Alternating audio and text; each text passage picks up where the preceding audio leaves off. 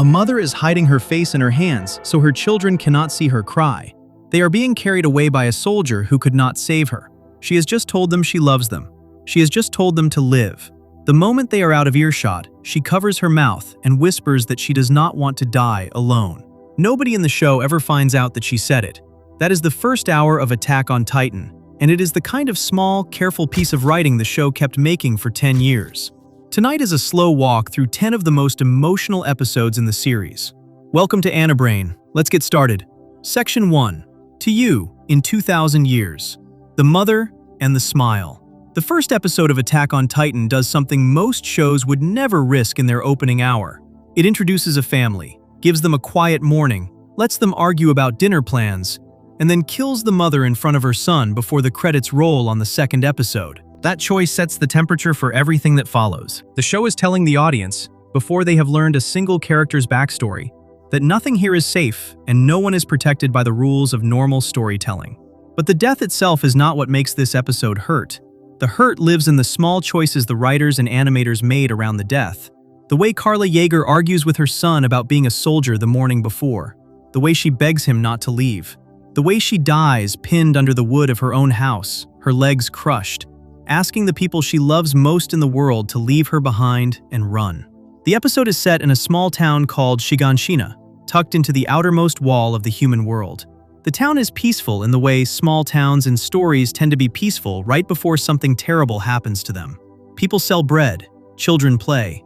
A scout group returns from a mission with most of its soldiers missing, and the town treats this as background noise.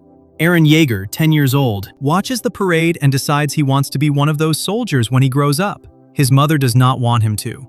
His father is quiet about it. His sister Mikasa watches him the way she always watches him, half worried and half ready to fight anyone who hurts him. This is the morning. The whole town is moving through an ordinary morning that no one in it will ever have again. Then the giant hand appears above the wall. The hand does not belong to any creature anyone has seen before. The wall itself is 50 meters tall, taller than any known Titan in living memory. The hand reaches over the top of it. A face follows. A red, skinless, grinning face, looking down at the town like it has been waiting there all along. The people on the ground go silent. The hand lifts. A foot kicks through the bottom of the wall, and stones the size of houses are sent flying through the streets, crushing the people standing under them. Smaller Titans begin to walk through the broken gate. Eren and Mikasa run home. Their house is gone. The roof has collapsed. Their mother is under the wreckage, pinned by a heavy beam across her legs, and as they pull at the wood, she is the one who tells them to stop trying. The conversation that follows is the most carefully written exchange in the entire pilot. Carla does not panic. She does not cry at first. She speaks to her son with the calm of a person who has already understood what is going to happen and has decided that her last job as a mother is to make sure her children survive her. She tells Eren that her legs are crushed. She tells him that even if he can lift the beam, she cannot run. Eren refuses to hear it. He keeps pulling at the wood. Mikasa tries with him. The Titan is getting closer. Carla keeps her voice steady and asks the same question again and again in different words. Why do you never listen to me? Why now of all times can you not just listen? Then the soldier arrives. His name is Hannes. He is a city guard, a man who knows the family well, a man who once owed Dr. Yeager a debt for saving his life. He sees Carla under the rubble. He sees the children. He draws his blade and runs at the Titan. He gets close enough to see its face, and he stops. The Titan is the same one from the wall. Up close, its face is not just smiling. It is grinning, wide and slow, the way a person grins when they are pretending to be friendly to a child they intend to hurt. Hannes looks at it. His sword arm starts to shake. The show holds on his face for a long moment, long enough that the viewer understands what is happening inside him before he understands it himself. He cannot do this. He is not the man he thought he was. He turns around, sheathes his sword, and runs back toward the children. He picks up Eren. He picks up Mikasa. He starts to carry them away. Eren screams at him to go back. Carla watches her son being carried off and shouts something to him before he is out of earshot. She tells him she loves him. She tells both of them to stay alive. The Titan reaches into the wreckage and pulls her out. What the animation does in this moment is precise and deliberate. The camera is placed behind Eren. The viewer sees what Eren sees. Hannes is running, holding the boy under one arm. and Aaron is twisted backward, looking past the soldier's shoulder at his mother. The Titan lifts Carla into the air. Her mouth opens. The viewer cannot hear what she is saying anymore because of the distance. The Titan brings her toward its face, and then the show cuts away just before the worst of it, and shows only Aaron's face, his mouth open in a scream that does not have a sound on top of it for a long second, while the music around him goes quiet. The choice to mute the sound there is the choice that makes this scene live in the memory of every person who has ever watched the show. The silence is not peaceful. The silence is the moment a child's mind is breaking, and the show is asking the audience to sit inside the silence with him. But the most painful piece of writing in the entire episode is something the children do not see. After Hannes carries them off, after the Titan reaches for her, the show stays with Carla for a few seconds longer. She watches her children disappear into the smoke. She covers her own mouth with her hand. And under her hand, hidden from the people she loves most in the world, she whispers that she does not want them to leave her.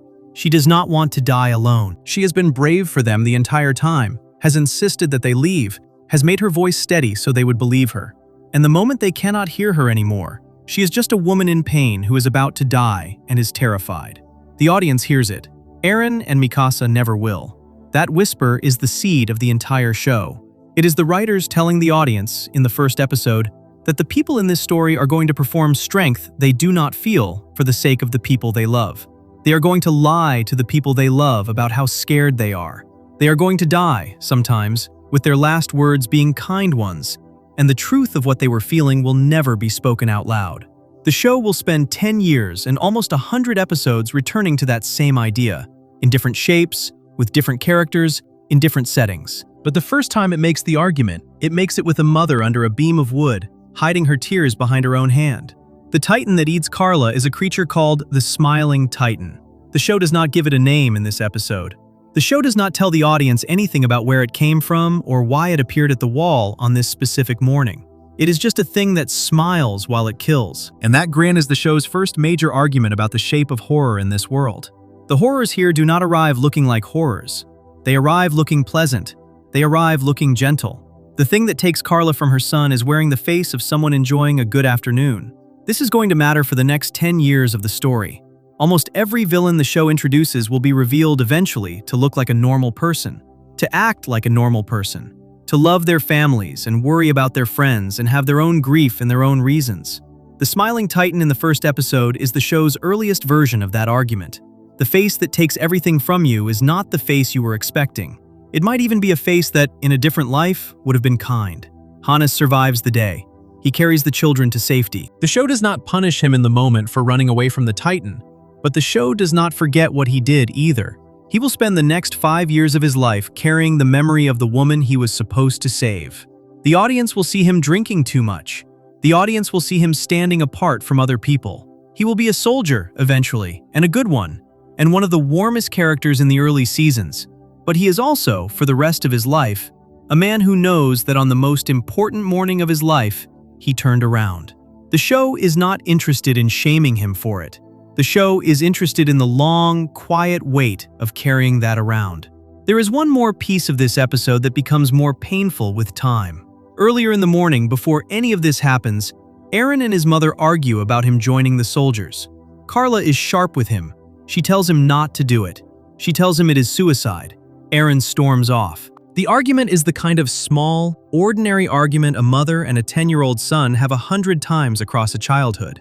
It does not feel important when it happens. It feels like a normal scene in a normal life.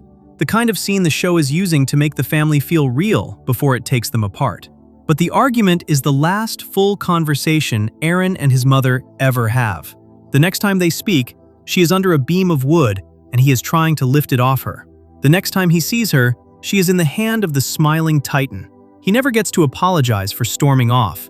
He never gets to tell her he understands why she was scared. He never gets to tell her he was wrong. The show does this on purpose. The show is making a quiet argument about how grief works in real life. The last thing you said to the person was probably not the thing you wanted the last thing to be. You did not know it was the last conversation. The morning was ordinary.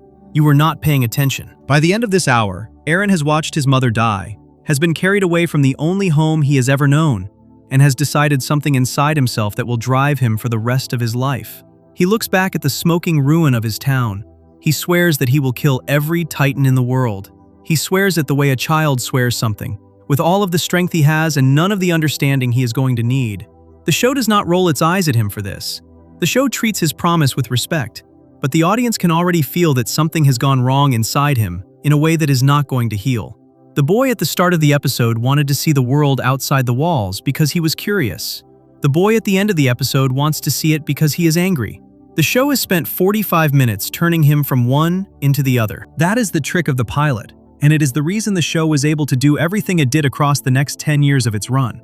The audience falls asleep after the first episode, having met a family, watched the family fall apart, and felt the specific, quiet weight of a mother who was brave for her children until the moment they could not see her anymore. Everything else the show is going to do, the wars, the betrayals, the slow turn of friends into enemies, the moments of unexpected mercy, the deaths that come without warning, is built on top of the foundation that this single hour pours. A mother in a small house, hiding her face in her hand. A boy on a soldier's shoulder, watching her be taken away. A grin on the face of the thing that takes her. The show begins here, and in some ways, it never leaves. Before we move on, if you're enjoying this analysis, please consider subscribing. It helps the channel tremendously. But there is a quieter loss waiting in the seasons ahead. One without a Titan in the frame and without a scream on the soundtrack. A captain standing in a crowd. A father he has never met, thanking him for taking care of a daughter who is already dead. And a man who has to decide, in the space of one breath, whether to tell the truth or let the lie protect a stranger from the worst news of his life. Section 2. The Defeated. Levi's Quiet Aftermath. The 22nd episode of the first season is called The Defeated, and the title is doing a lot of work. The show could have called it almost anything else. It is the episode after a major battle, after a long expedition outside the walls that was meant to be a victory and turned into a slaughter. The Survey Corps is coming home. They have lost most of their soldiers. They have lost the war they thought they were going to win. And the show, instead of ending the arc with a speech or a quiet moment of resolve, ends it by walking the survivors through the worst day of their lives a second time, in slow, careful detail. Most of the episode is about coming home with the bodies.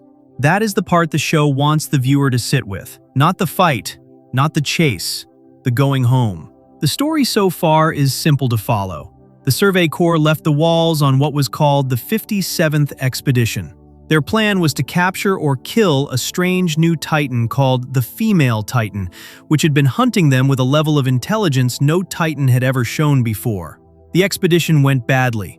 The Female Titan killed dozens of soldiers, including the entire small unit that had been guarding Eren. By the time the operation ended, the Survey Corps had nothing to show for their losses. Eren is alive. The Female Titan got away. That is the whole accounting. The episode picks up as the survivors are riding back toward the wall. The wagons are full of bodies wrapped in white sheets. The Titans are still chasing them. They are not safe yet. And here is where the episode does the thing it is going to be remembered for. The Titans are gaining on the wagons. The wagons are too heavy to outrun them. Levi makes a calculation in his head and gives the order. The bodies have to come off the wagons. Their dead have to be left in the field. A young soldier named Dieter cannot accept the order. His friend Ivan died in the expedition, and Ivan's body is on the wagon, and Dieter cannot stand the idea of leaving him out in the open for the Titans to find. He turns the wagon around. He goes back. The other soldiers shout at him. The Titans are coming. What the show does in this scene is precise. The camera does not stay on the action. It cuts to a bundle on the back of the wagon as it slides off. A small body wrapped in a white sheet, falling onto the grass behind the moving wagon, almost gently. The soldier next to Levi looks down. He recognizes the shape of the bundle even before the sheet starts to come loose in the wind. It is Petra Rahl, one of the 4 soldiers in Levi's hand-picked squad, all of whom died trying to protect Eren the day before. The sheet pulls back. Her face is visible. Her eyes are closed. She looks like she is sleeping in the grass. The wagon keeps moving. Levi turns and looks back, and the show holds on his face. He does not cry. He does not say anything. The camera stays on him for a beat longer than feels comfortable. The way the camera always does when this show wants the viewer to feel something the character cannot put into words. Petra is left behind. So are the others. The Titans reach the bodies and start to do what Titans do. The Survey Corps does not look back. The next time the show stops to breathe is when they reach the wall. Dieter, the young soldier who tried to save Ivan's body, is sitting in shock. Levi walks over to him. He does not yell. He does not lecture him for breaking the order. He takes a small patch out of his pocket, the patch from Ivan's uniform, and gives it to Dieter, telling him this is what is left of his friend and that he should keep it. That moment is already heavy on its own, but the show has a small, quiet detail that makes it heavier. When the bodies were on the wagon and the order to dump them came down, there was a brief shot earlier in the episode of Levi reaching down and pulling something off one of the wrapped bundles. He took the patch off Petra. He took it before he gave the order to drop the bodies, because he knew the order was coming, and he wanted to keep one small thing of hers before the wagon was emptied. The show does not draw attention to this. The audience has to notice it. And when Levi gives the patch to Dieter and says it belongs to Ivan, the audience realizes what he has done. He has given Petra's patch to a grieving stranger. He has given up his only physical thing of hers, the only piece of her he was going to be able to take home, because the boy in front of him needs it more than he does. This is a soldier who is in mourning, surrendering his own mourning to help someone else mourn. The show does not stop to explain it. It just moves on. When the Survey Corps finally returns through the gate, the people inside the wall are waiting for them. The first season has a moment in its very first episode where the Survey Corps comes back from a different mission, and the crowd is sad but respectful. The mothers of the dead come forward to ask what happened to their sons. The townspeople watch in silence. This homecoming is different. The crowd is angry. They have heard about the failure. They have heard that the Survey Corps spent enormous money and lost an enormous number of soldiers and gained nothing. People in the crowd shout at the riders. They call them cowards. They ask why so many of their tax payments are being spent on missions that go nowhere. The show frames this from the perspective of the soldiers riding in, exhausted, surrounded by the bodies of their friends, hearing strangers shout at them. Aaron is on horseback for this part. He is silent. His face is still bandaged. Mikasa rides next to him. Armin tries not to look at the crowd. The soldiers around them keep their eyes forward. There is no defending themselves. There is nothing to say. And then, in the middle of this ugly homecoming, an older man steps out of the crowd and walks toward Levi. The man is Petra's father. He does not know that Petra is dead. He has come to the gate because he heard the Survey Corps was returning, and he was hoping to see his daughter. He has a folded letter in his hand, a letter Petra had written to him from her post, full of excitement about being chosen for Levi's special unit, full of admiration for her captain. The man holds the letter up to Levi as Levi rides past and starts to talk. He talks the way a proud father talks. He says his daughter has written him such warm letters lately. He says she is so devoted to her work, so devoted to her captain, that she has written about wanting to give her whole life to serving under him. The father is laughing a little when he says this. He is also worried. He says he is concerned that his daughter might be too young, that she might be planning her whole life around her job and her captain, that she has not even thought about settling down or getting married yet. He is not angry at Levi. He is asking Levi, in his own awkward way, to look out for her, to not let her give up everything for the work, to remember she is still young. Levi rides past him without saying a single word. The father keeps talking. He keeps holding up the letter. The wagon moves on. Levi's face does not change. This is the scene the entire episode has been building toward, and the show plays it in almost total silence. There is no music in this part of the scene, or only the faintest trace of music. There is no inner thought from Levi. The camera holds on his face as he rides past the man, and the audience can see something working in his eyes, but the show refuses to translate it for them. He does not turn around. He does not stop the horse. He does not tell the man what happened to his daughter. He could have stopped. He could have pulled Petra's letter from his memory and told the man the truth. He could have given him the chance to start grieving. He chose not to. There is a quiet argument in this choice that the show is making about the cost of being the strongest soldier in the world. Levi cannot fall apart. There are people watching him. There is a crowd that is already losing faith in the Survey Corps. There is a younger generation of soldiers who are looking to him to know how to behave. If he falls apart in front of Petra's father, the entire ride home falls apart. He does not have permission to grieve in public. He carries it past the man in silence. The grief does not go anywhere. It stays with him, stays inside him, becomes one more thing he is going to carry around for the rest of his life. But he keeps the horse moving, and he keeps his face still, and he does not say a word. The man with the letter never finds out what happened in this exact scene. He will find out eventually, somewhere off camera, in a way the show never shows. But in the moment the audience is watching, he is still standing in the road holding a letter from a daughter who is not coming home, and he is still smiling. And the smile is the worst thing in the episode. That smile is doing the same kind of work the smiling Titan was doing in the first episode of the show. Not in the same way, and not for the same reason. But the show keeps coming back to this idea of grief hiding behind a face that does not look like grief. Carla hid her tears behind her own hand so her children would not have to carry them. Levi hides his grief behind silence so a stranger does not have to carry his. The man with the letter is hiding nothing. He just does not know yet. But the smile on his face, in a scene where everyone in the audience knows what he does not, is one of the most painful images the first season ever produces. The episode ends with the Survey Corps continuing into the city. The bodies are unloaded. The expedition is officially declared a failure. The Survey Corps is held responsible by the leaders inside the walls. Erwin Smith, the commander, will be questioned for his choices. Levi will go back to his quarters alone. None of this is shown with high drama.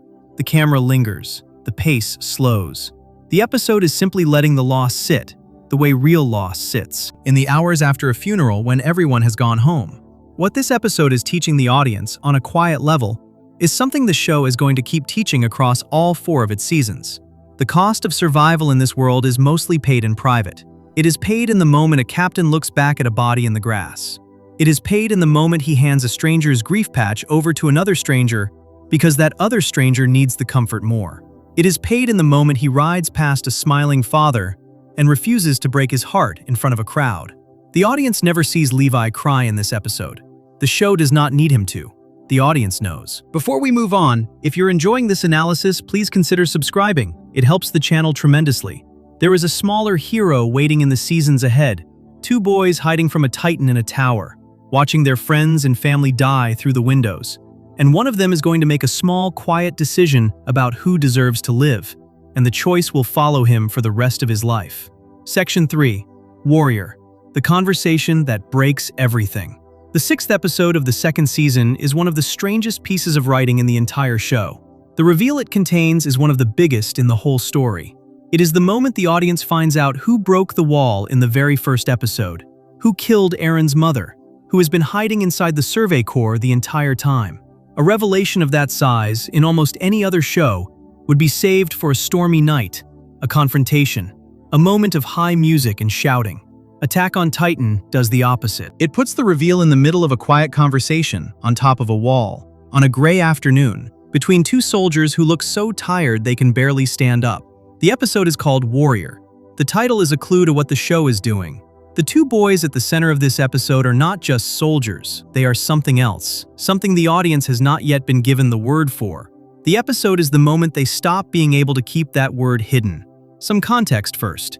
In the episodes leading up to Warrior, the Survey Corps has been chasing what they believe is a 3rd Titan attack on the wall. They have spent a full night fighting smaller Titans in a stone tower called Utgard Castle, where many of the younger soldiers came close to dying. A character named Ymir, who the audience has just learned is also a Titan in disguise, fought on their side and was badly wounded protecting the others. Now the Survey Corps has climbed to the top of the wall to regroup. They have her on a stretcher. They are bandaged. They are catching their breath. The fight at the tower drained them. Aaron and Armin are standing with 2 of their oldest friends, Reiner and Bertolt, on top of the wall. Reiner has been the strong, dependable older brother of the group since the very first training scenes. Bertolt has been the quiet one who never speaks. They have been by Aaron's side through everything. They went through training with him. They cried with him. They survived battles with him. Aaron trusts them as completely as he trusts anyone outside his own family. The conversation that follows is going to break that trust forever. The way the show breaks it is the part worth slowing down for. It starts as small talk. Reiner is leaning against the wall, looking out at the country below them. He looks worn down in a way that is more than just physical. Bertolt is standing a few steps away, watching him. Aaron and Armin are nearby. The 4 of them have been through a lot in the last few days, and the quiet on top of the wall is the first quiet they have had.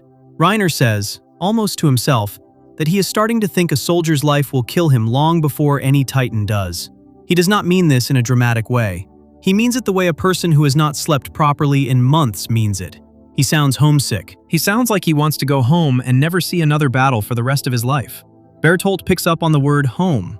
He turns to Reiner with a sudden brightness in his voice that does not match the rest of the scene. He says it is a good idea. They should go home. Soon. Aaron and Armin look at each other confused. They are aware on some level that the conversation has shifted. They cannot tell why. Then Reiner pulls Eren aside away from the others and starts to talk.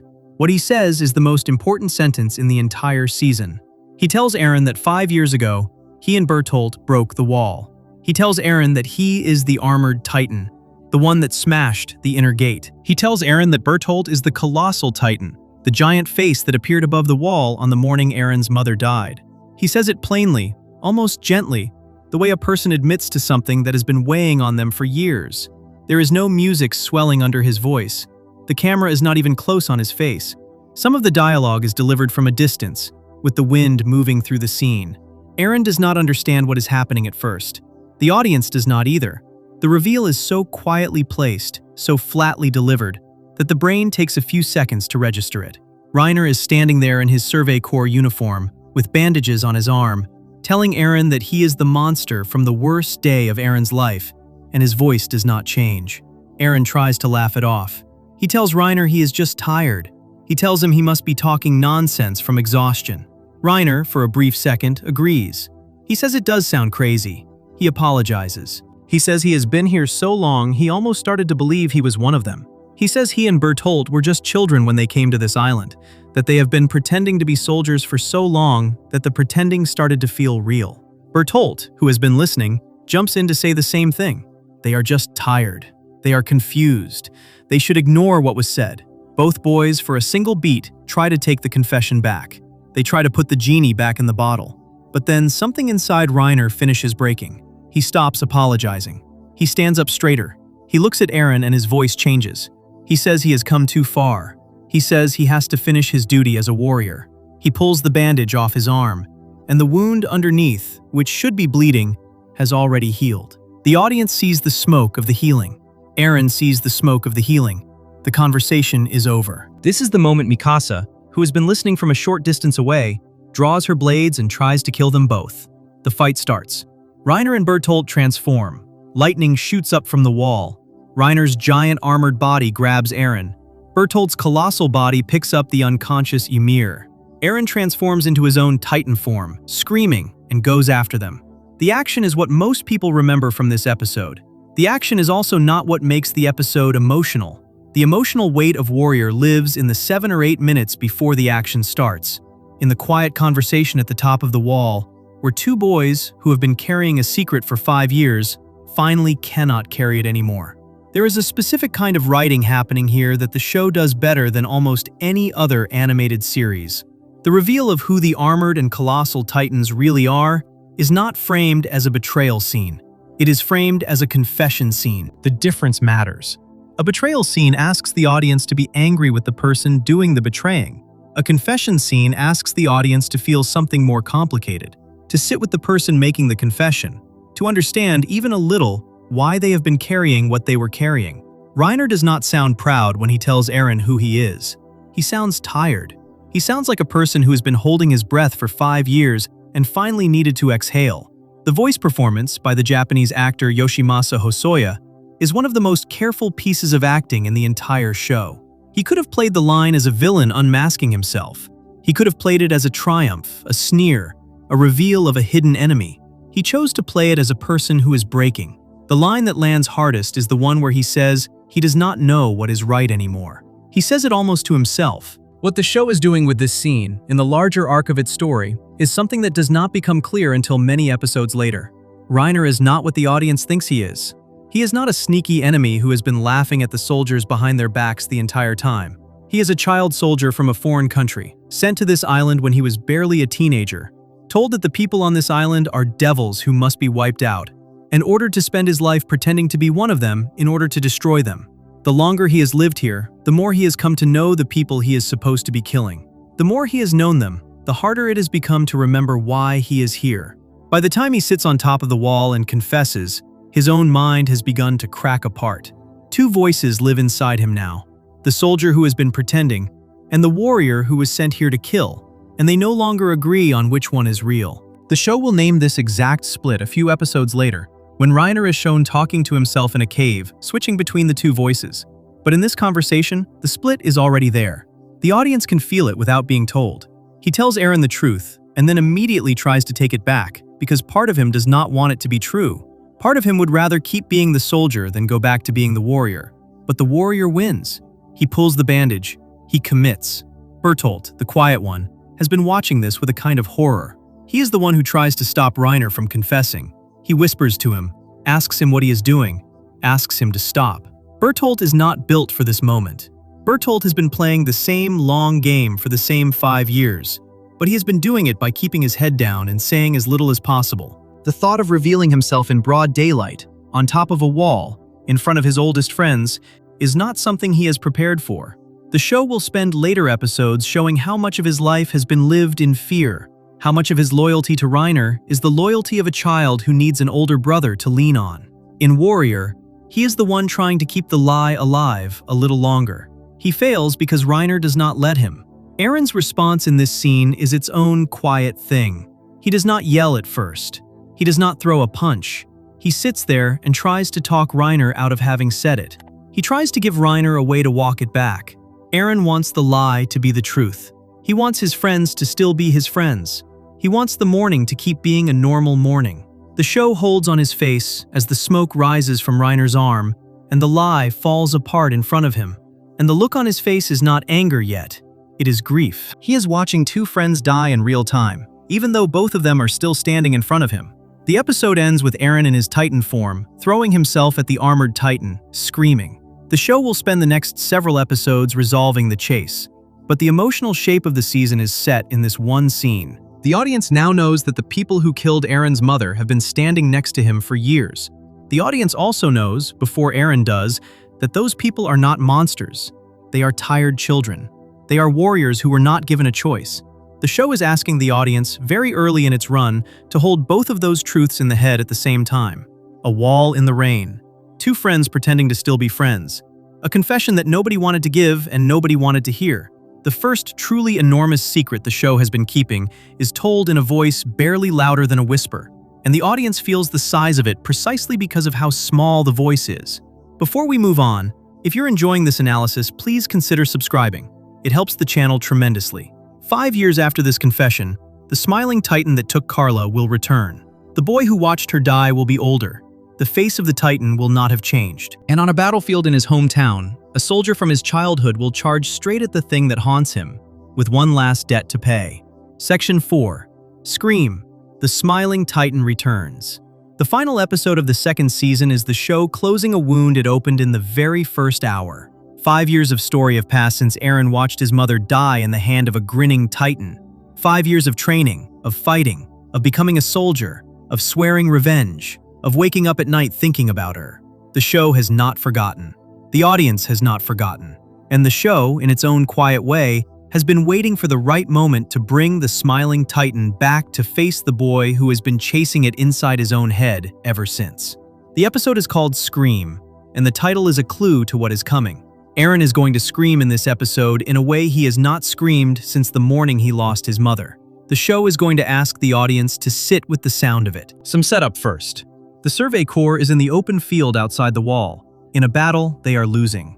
Reiner and Bertolt, the two friends who confessed 3 episodes earlier, are trying to escape with Eren as their captive, and a horde of smaller Titans has been drawn into the fight around them. Eren has just been freed by Mikasa from the grip of the armored Titan.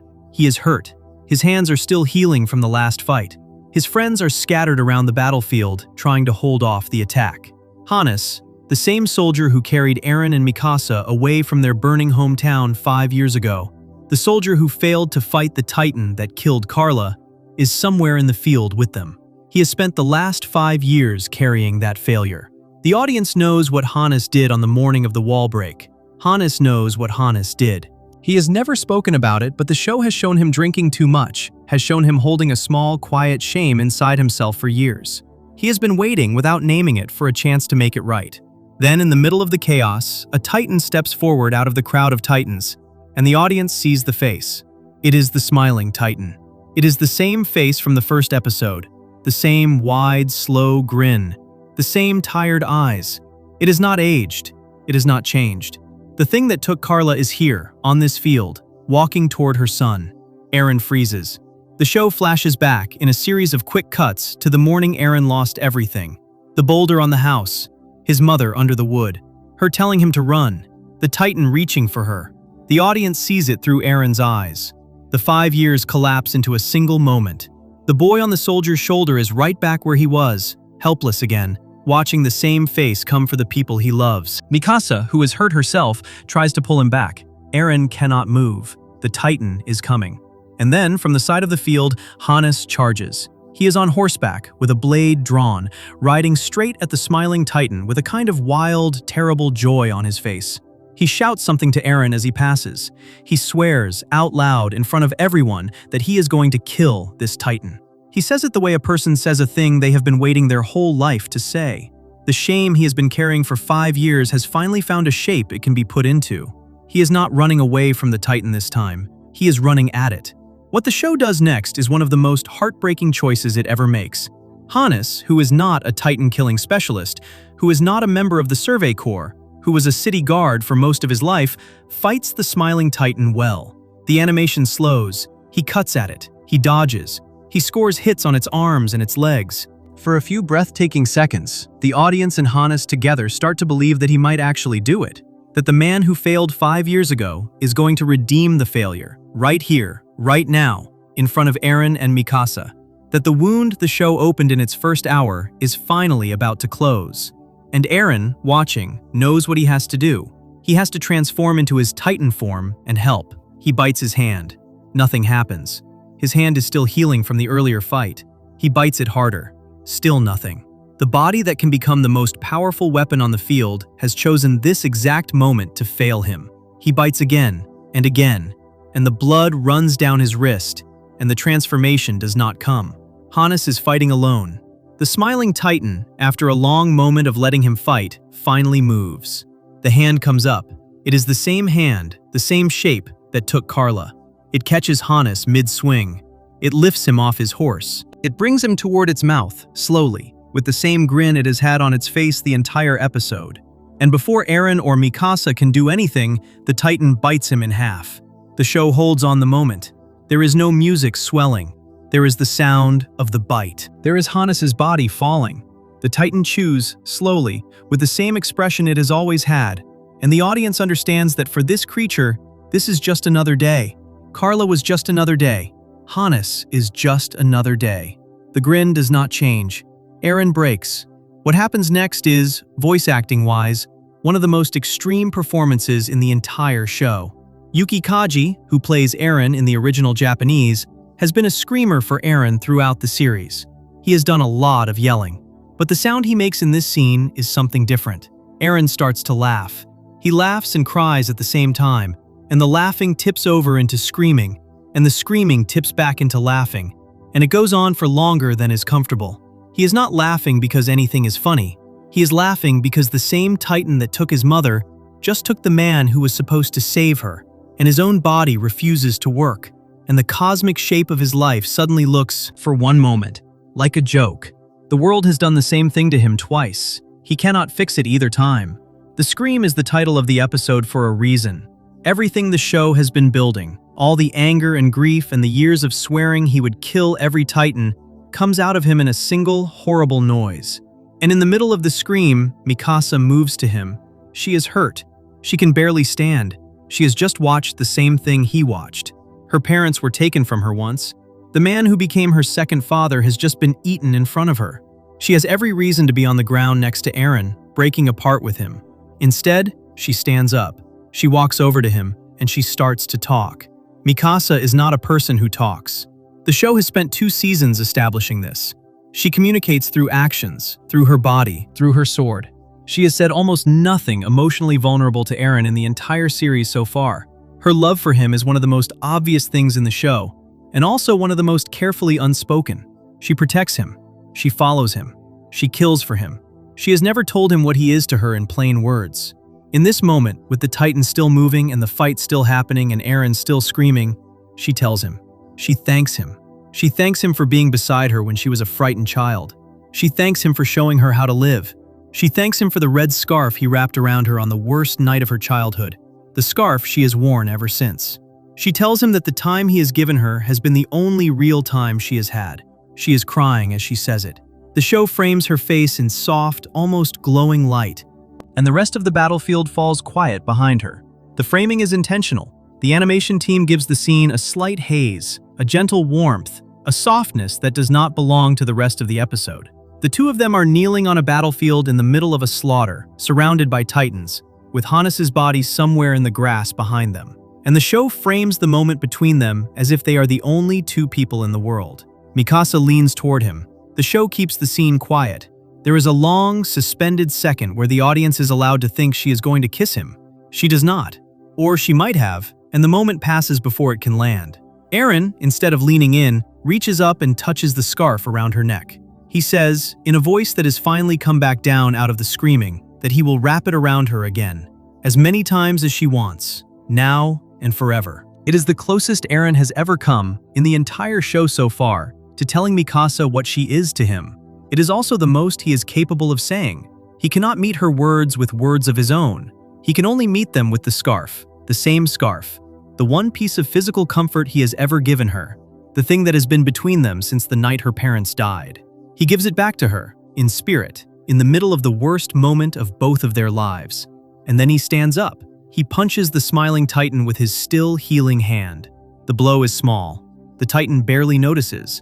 But something happens in the air. A sound that the audience has never heard before. A wave of force that the audience cannot see but can feel. The smaller Titans on the field, who had been attacking the Survey Corps, all turn at once. They turn toward the smiling Titan. They charge it. They climb onto it. They start to tear it apart, with their hands and their teeth, while the smiling Titan stands there with the same wide grin on its face. It does not fight back. It is being eaten alive by its own kind. And it is still smiling. And the show holds on the image until the grin disappears under the bodies. What Eren has just done, the show will explain in later seasons, is use a power called the Founding Titan. He has just commanded other Titans without realizing it. The wave of force that came out of him was not something he chose. It was something his body knew how to do at the moment of his deepest grief. The first time he ever uses the most powerful ability in the show is the moment he watches the man who saved him 5 years ago die in the hand of the same monster that killed his mother.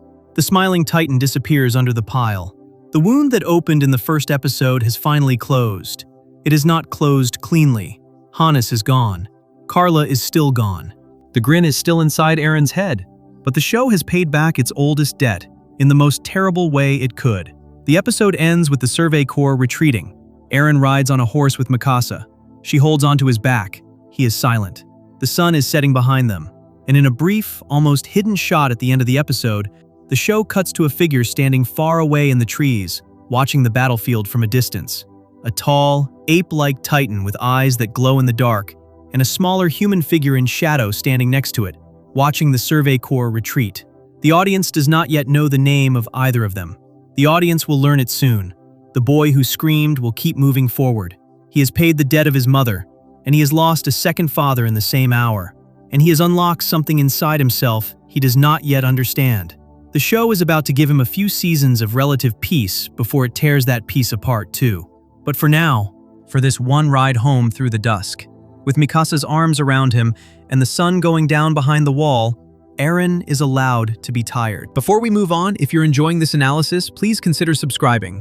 It helps the channel tremendously. A different commander is going to sit alone in a candlelit room many episodes later, on the last night of his life, and tell his oldest friend a secret he has been keeping since he was a boy. The dream he chased instead of saving the world, the book his father wrote, and the choice between two of them is going to be one of the hardest moments any leader in the show ever faces. Section 5. Perfect Game. The speech before the suicide charge. The episode called Perfect Game is one of the strangest entries in the entire series, because it is mostly a quiet episode about a leader sitting against a wall, exhausted, telling his oldest friend the secret he has carried his entire life. The audience comes to the episode expecting a battle. The audience is given a battle, but the battle is not the part of the episode that has stayed in people's heads for years. The part that has stayed is the small, almost private conversation between two soldiers in a moment when there is no time left to pretend anymore.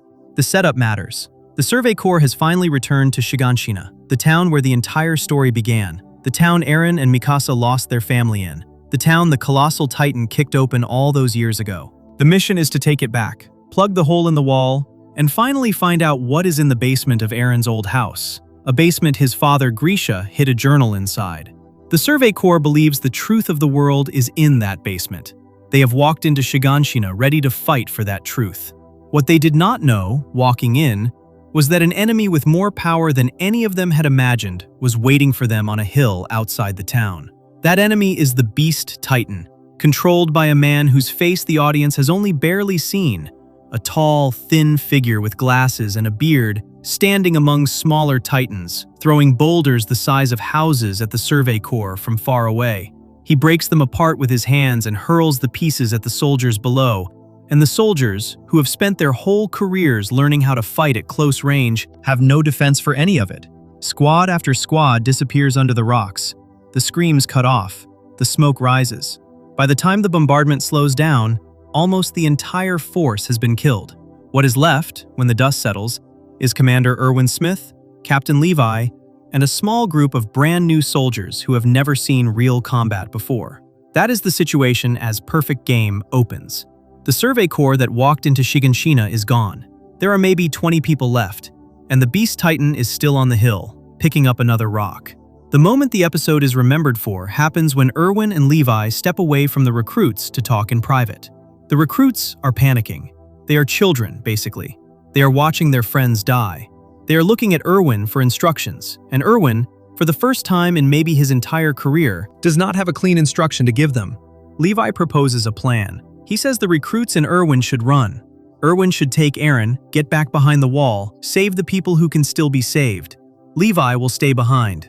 Levi will try to draw the Beast Titan's attention. Levi expects to die in the attempt and says so plainly. But he says that if Erwin and Aaron make it home, humanity still has a chance. Erwin listens to this. He nods. He thinks about it. And then, very quietly, he tells Levi he has a different plan, and he is sorry for it. Erwin's plan is the opposite of Levi's. Erwin's plan is for the recruits to die. He explains it the way a tired teacher explains a hard lesson. The Beast Titan is too far away. Levi cannot get close to it on his own. The only way for Levi to reach it is for the Beast Titan to be looking somewhere else when he approaches. The only way to get the Beast Titan to look somewhere else is to give it something more interesting to look at. A charging line of soldiers on horseback. A target it cannot resist. A wave of human beings galloping straight into the rocks, drawing every throw, every glance, every second of attention. Erwin says that for this to work, he himself has to lead the charge. The recruits will not follow anyone but him. They are too scared to volunteer to die. They will ride forward only if Erwin is the first one out front, dying in front of them. He says it with a kind of clinical exhaustion. He is not being dramatic about it. He is laying out the plan the way a person lays out a math problem. He says he is going to die first, and he says he is going to take all of those young soldiers with him. Levi listens. He says nothing for a moment, and then Erwin slumps against the wall. The strength goes out of his body. The strategist disappears. What is left, sitting against the bricks with his shoulders shaking, is a man, and not a particularly old man. In fact, a man who is barely past his prime, who has just realized he is going to die today. And he is going to die without ever finding out the answer to the question that has organized his entire life. This is where the episode opens up the secret it has been holding. Erwin tells Levi about the basement. Not the one Aaron is fighting to reach in the present. Well, that one too. He tells Levi about the basement of his own childhood. About his father, who was a teacher in a small classroom, who one day told Erwin a theory about the history of the world that did not match the official story everyone else was being taught. The walls were built 100 years ago, they were told. The world outside the walls is empty of people. There is no one out there. There is only titans. Erwin's father had begun to suspect this was a lie.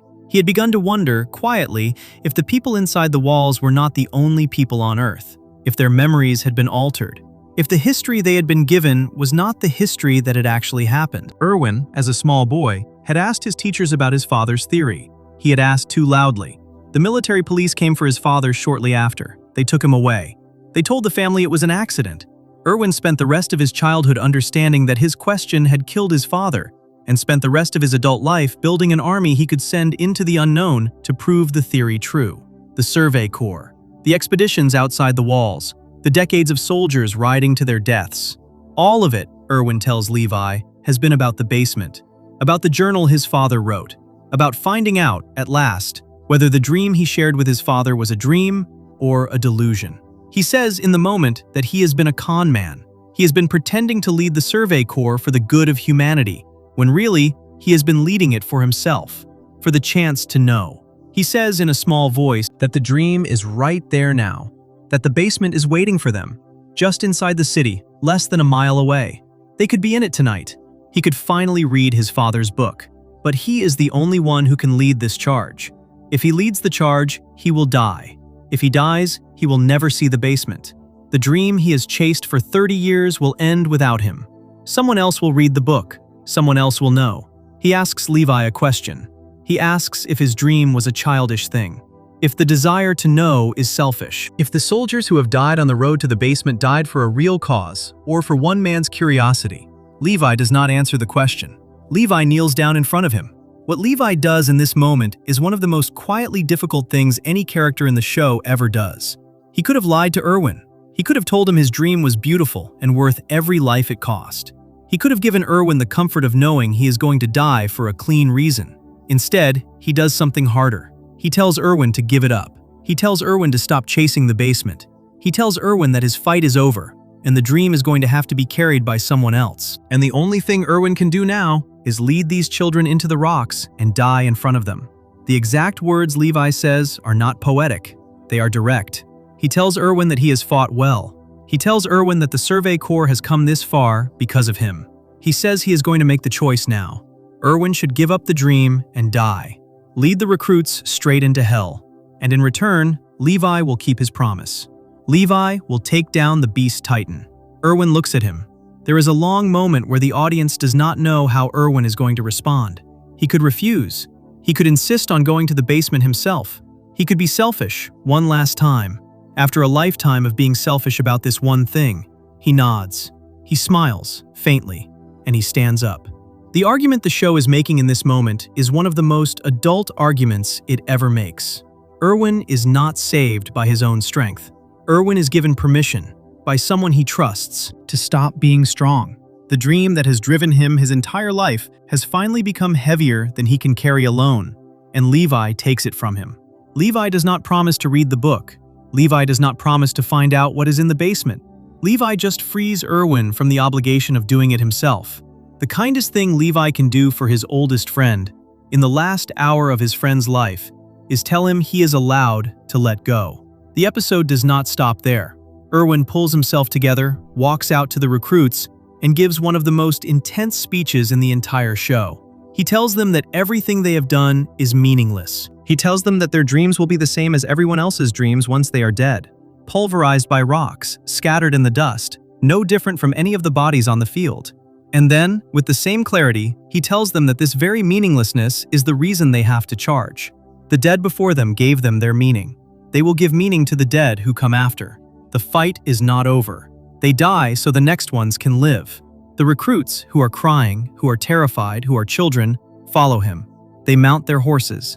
They ride at the Beast Titan in a line. The Beast Titan, on his hill, sees them coming and laughs. He calls them a poor distraction. He picks up another rock. The episode ends with the rocks coming down on the charge, and Erwin riding at the front, his sword raised, the wind pulling at his cloak. The audience does not yet see what happens to him, but in the cuts before the rocks land, the show holds for a single frame on Erwin's face. He is not smiling, he is not afraid. He is somewhere past both. He has given the dream away, and he is finally, for the first time in his life, free of it. Before we move on, if you're enjoying this analysis, please consider subscribing. It helps the channel tremendously. The plan he died for will work. The man he sent Levi to kill will be cut out of the Beast Titan in less than a minute. But the cost of buying that minute will keep climbing into the next episode, and the choice Levi has to make in the smoke afterward, between two of the only people he has left in the world, will be the hardest one his hands have ever had to perform. Section 6. Hero. Armin and the Sunset. The episode that follows the suicide charge is called Hero, and the title is doing more than one thing at once. The episode is named for Erwin, who has just ridden into the rocks. The episode is named for Levi, who fights the Beast Titan in a way that has been studied frame by anime fans for years. The episode is named for Armin, who in the last few minutes of his life makes the most important decision he has ever made. And the episode is named for the small, an almost unbearable moment at the end. where one man with a syringe in his hand has to choose which of his oldest friends gets to live. If Perfect Game was about a man giving up his dream, Hero is about what it costs to ask someone else to carry it. The episode opens with the charge already happening. Erwin is at the front. The new recruits are behind him, riding straight into the bombardment, signal flares streaking up into the sky as they come. The Beast Titan, on his hill, watches them ride in. He is bored. He is annoyed. He calls them poor things. He starts to throw. The animation in this part of the episode is as ugly as the show ever lets itself be. The rocks come down. The recruits are torn apart in the saddle. Marlowe, a young soldier the show has spent time letting the audience love, is killed mid-thought. His last thought, a small, confused one about a girl he knew. Flock, another recruit, is wiped off his horse but somehow lives. Erwin himself takes a rock through the body and falls. The line of riders dissolves into smoke and bodies. The plan is working, but the cost is exactly as high as Erwin promised it would be. And on the other side of the field, where the Beast Titan cannot see him, Levi is moving. The show has spent the last 3 seasons telling the audience that Levi is the strongest soldier humanity has ever produced. The audience has seen it in pieces. They have not yet seen it the way they see it in this episode. Levi uses the bodies of the larger titans like stepping stones. He fires his cables into them, swings between them, picks up speed, and approaches the Beast Titan from below. The Beast Titan does not notice him. He is busy throwing rocks at Erwin's charge. He is having the kind of afternoon where everything seems to be going his way. Then Levi is on him. What Levi does to the Beast Titan in the next 40 seconds is a kind of cold, efficient violence the show does not normally show this clearly. He slices through the Beast Titan's arms. He cuts the joints out of its legs. He moves so fast that the camera has trouble holding on him, and the show uses the speed itself to make the point. The man on the hill, who has been killing the Survey Corps from a distance for the entire afternoon, has finally met something he cannot keep at a distance. Levi cuts directly into the back of the giant's neck and pulls Zeke, the human inside, out by the throat. He sticks his blade into Zeke's mouth. He tells him plainly that he cannot transform again while his body is healing. For a single second, the audience believes Levi is going to kill him. He doesn't. He thinks about it. He looks down at Zeke's wounded body and remembers the Titan serum, the precious bottle Erwin sent into the field, the one thing that can turn a dying soldier into a Titan and save them. Zeke, as the holder of a Titan, would lose his power if someone else ate him. Levi could give the serum to a wounded comrade and let that comrade kill Zeke that way. He pauses, his blade still at Zeke's mouth. He thinks of Erwin. He decides not to kill him quite yet. That half-second of hesitation is all Zeke needs. From the trees, the Cart Titan, a smaller, 4-legged Titan controlled by an ally of Zeke's, comes charging in, scoops Zeke up in its mouth and runs. Levi is left on the field, alone, surrounded by smaller Titans, with the man he was supposed to kill being carried away from him. He fights through the smaller Titans because there is nothing else to do. The promise he made to Erwin is the only thing keeping him on his feet. He has not yet killed the Beast Titan. He has not yet finished the job. The whole reason Erwin is dying on the other side of the field is so that this exact thing would happen. And Levi has come close to the kill and let it slip. While this is happening, the other side of Shiganshina is its own kind of hell. The Colossal Titan, the giant, skinless creature that broke the wall in the very first episode, has been kicked off the wall by Eren and is standing in the streets of Shiganshina now, scooping up burning houses and throwing them like a child throwing tantrums in slow motion. Inside the giant body is Bertholdt, the same quiet boy from the conversation at the top of the wall. He is screaming, in a voice that is not quite human anymore, that he and Reiner are the chosen ones, that the people of Paradise Island are devils, that the soldiers on the ground are not real to him. The Survey Corps cadets, Mikasa, Jean, Connie, Sasha, Armin, are standing in front of him. They are exhausted. Their special weapons against him are not working. The steam from his body is melting their gear. They have no plan. Armin, who has spent 3 seasons being the smart one, the strategist, the boy who comes up with the answer when no one else can, looks at the situation and understands what has to happen. He calls Eren over, in his Titan form, and lays out the plan in a few quick sentences. Eren will pretend to be unconscious. Eren will lie still. Bertholdt will lower his guard and come close to finish him. While Bertholdt is distracted, Eren will move. The trick depends on someone keeping Bertholdt's attention focused entirely on the front. Someone has to stand in front of the Colossal Titan and keep it looking forward. That someone has to be Armin. Armin knows what he is asking. He knows the colossal titan releases waves of burning steam every few seconds. He knows that no one without armor can stand in front of that steam. He knows that if he does this, he will die. The show does not have him say this out loud. The show has him look at Eren, smile a small smile, and ask him to trust him. Eren agrees. He pretends to be unconscious. Bertolt walks toward him, taunting, ready to finish him off, and Armin runs straight at the colossal titan's face. What follows is one of the hardest scenes in the third season to watch. Armin shouts insults at Bertolt. He makes himself a moving target. He distracts the colossal titan long enough for Eren to plug the broken wall behind it with his hardening power and ambush Bertolt from above. The plan works. Eren cuts Bertolt out of the back of the colossal titan's neck. The fight is won. But Armin, in the last seconds before Eren's strike, is hit by a wave of burning steam. The fire eats his clothes. His skin blackens. His hair comes off. The body that runs out of the smoke is no longer the boy his friends grew up with. It is a charred outline that should not be alive, with eyes that can barely focus, breathing in shallow little gasps. Mikasa carries him to a flat patch of stone. The other cadets gather around. They all know what they are looking at. Armin is dying. He has minutes left, maybe less. The plan he just executed will end with him being a small, blackened thing on a roof, unable to speak. And in the middle of this, Levi arrives. He is back from his fight with the Beast Titan. He has the syringe with him, the precious Titan serum, a single dose, the only one they have. The plan, when the morning began, was to use it to capture an enemy Titan. The plan is now to use it to save someone. The way the serum works is simple in its terms and devastating in its choice. It turns the receiver into a mindless Titan, and the receiver is then fed an existing Titan to inherit its power and become a Titan shifter themselves. It is an injection that gives a person a second life. There is one syringe, one dose, one chance. Eren and Mikasa beg Levi for it. They tell him to give it to Armin. They tell him Armin is dying. They tell him Armin is the only hope they have ever had of seeing the world outside the walls. They are crying. Mikasa, who never raises her voice, is shouting. Eren is on his knees. Levi listens. He hesitates. He has already started to move toward Armin's body with the syringe in his hand.